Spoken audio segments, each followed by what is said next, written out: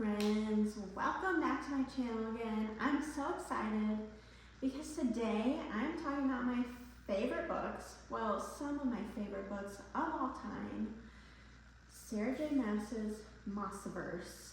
Okay, now if you're watching this video, it's probably because you want to dive right in, you're ready. You've probably heard of ACOTAR, but that's not all there is. It's not just ACOTAR, it's a whole multiverse of beautiful writing, fun adventures, and I am here to guide you through this world the way that I wish that I would have done it the first time. But quite honestly, I was one of those people who just dove right into ACOTAR. And though there is no wrong way of reading these books, there's no correct order, I do think that there's an order where you'll get more out of the books if you read them a certain way. So I am here to explain to you how I think you should go about reading them. So a lot of people start, myself included, with the ACOTAR series. A Court of Thorns and Roses, Court of Mist and Fury, so on and so forth. And this is a good way to start. I mean, it's definitely gonna get you really hooked into the world. However, I think that you should start with the Throne of Glass series first, especially if you're someone who likes more fantasy-forward plot instead of romance-driven plot. And there is also some controversy surrounding the reading order of just the Throne of Glass series. Everybody has their own way of reading it. And personally, I think the Throne of Glass series should start with Assassin's Blade. This is a prequel, and it is a book of novellas that kind of introduce you to the world of Throne of Glass. They introduce you to Selena, our female main character, who is an assassin, and she is just lodged deep into this super corrupt, scary world, and she's navigating her way through it. And that is all I'm going to say as far as what it's about. This book alone will shatter you. You will be crying at the end. A lot of people say that it's a slow start to the series, but I would highly disagree with that. I flew through this book so fast, and I loved every minute of it. I loved every minute. And then you're going to move on to Throne of Glass. This is the name of the book and the name of the series. This is the first book that Sarah J. Maas ever wrote when she was 16 and in high school. That just blows my mind. It's written pretty well. You can definitely tell that she wrote this before she had a lot of other experience writing, but it's still a good book. I enjoyed it. It is kind of hard to get into at first, but it's very good. It has like a Hunger Games-esque type of competition in it. We're introduced to two male characters who we love over the course of the series. I love, anyway, both of them. There's some controversy surrounding that as well.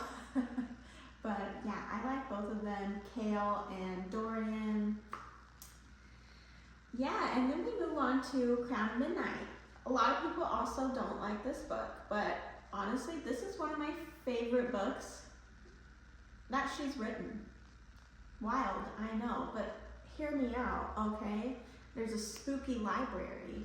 That's one of my favorite things in books, a spooky library, hidden tunnels, a huge mystery element, and your mind is blown at the end of this book, okay? It ends on a massive cliffhanger, possibly the biggest cliffhanger that I have ever read in a book. Warning though, do not look up fan art for any of these books before you read them. I did that. Huge mistake. Huge, okay? I spoiled every one of these books for myself because I could not stay away from the fan art. Don't do it. Don't do it. Okay, moving right along. Heir of Fire. A lot of people love this book. I just thought it was okay. You know, we're getting to know our girl more, and that's great. She finds love, also great. Yeah, Queen of Shadows. Now this is where things start really picking up, okay? This book is so good. It's one of my favorite in the series, and it's just a good time. And then we get to something really exciting, okay? Very exciting. I think that you should do it, and that is the tandem read. First of all, I think you should do it because then you get to say that you have done a tandem read before. Hello. You're gonna read Tower of Dawn and Empire of Storms at the same time. Okay, what you're gonna do is you're gonna go to Google, find a print off of the tandem read, and it is going to give you the different chunks of chapters in each book that you're gonna read, okay? And you are going to tab each chunk of chapters. And each time you get to a tab, you switch books. You're going back and forth. These are two stories happening at the same time, but in different places in this world. And honestly, this one, it was my favorite. This one is so good. And this one was okay to me. A lot of people feel the opposite way though. But if you're doing the tandem read, you don't have to get through this book and then move to this one, because something big happens at the end of this book and you're left on a cliffhanger for a whole other book. So if you read them at the same time, it really just feels like one giant book, and your cliffhanger isn't going to feel quite as bad. And then we get to Mother. Oh, like the best book in the series, hands down. Kingdom of Ash. Oh my gosh, Kingdom of Ash. Just, I mean, the whole series is completely worth it if only you get to this book. This book makes everything so worth it. It is emotional. It'll have you gripping the edge of your seat. It is a wild ride, and it is so good. And that brings us to the end of Throne of Glass. This was the first series she wrote. I think that you should read it first. It just makes more sense that way. And then you have ACOTAR to look forward to, okay? Which are these books right here and this one. You'll notice how they go a little bit out of order. That's on purpose. So we start with ACOTAR. I annotated the crap out of this one. It's good. It's good introduction to this world. It's great. Whatever. Nothing to write home about though. This one. Oh, child. It's good. Okay. This book is so good. This is a lot of people's favorite in the whole Maasiverse. It's not my favorite though, but it is up there. It is pretty high on the list for me. Then you're gonna move on to this one, which is good. Okay, so this was supposed to be a trilogy, so you will find the story kind of feels like it's wrapping up here, but it's not. Sarah decided, oh wait, I'm not done yet, and thank God for that, okay? Then you're gonna move on to the novella, A Court of Frost and Starlight. A lot of people don't like this book and say that you can skip it. Don't listen to them. Do not listen to those people. This book is great. It feels like a cozy fantasy. Like we've just spent 3 books in a war, crazy shit going down, okay? I wanna read about my favorite characters being happy for a tiny novella. We can do that. And it's also Christmassy. It's great to read in December. I'm gonna read it in December. And I think that you should too. Don't skip it. It's great. It's so good. Okay, and before you read the next book in the ACOTAR series, which is A Court of Silver Flames, before you get to that, you are going to read this. I know it's intimidating, okay? I know this is a big old thick book. This is my favorite book that Sarah has written. This is my favorite one, okay? My husband walked in the room the first time I was reading this book at the end, and I was sobbing. I was a wreck. And he was like, "Are you okay?" And I said, "No, I'm not okay." It's very good. It's an urban fantasy set in like modern times. So they have cell phones, they have drugs, they have all kinds of crazy stuff. And it's really good. I actually very much enjoyed this. If you don't like urban fantasies, well, you should still give this a shot, and I think you're still gonna love it, okay? And then this is the book that ties all these other books together. That's all I'm gonna say on it. This book is the reason why you should have a certain reading order, okay?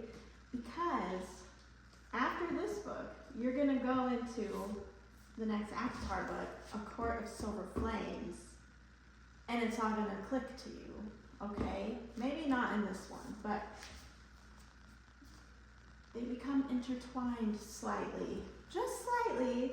And I think that after this book, you can get on the internet and look up theories and forums on Reddit about the theories. I don't know, maybe you shouldn't because you don't want these books spoiled, but that's just something that I personally love to do. I love a good Reddit thread rabbit hole of the books that I'm reading, and it's just super fun. So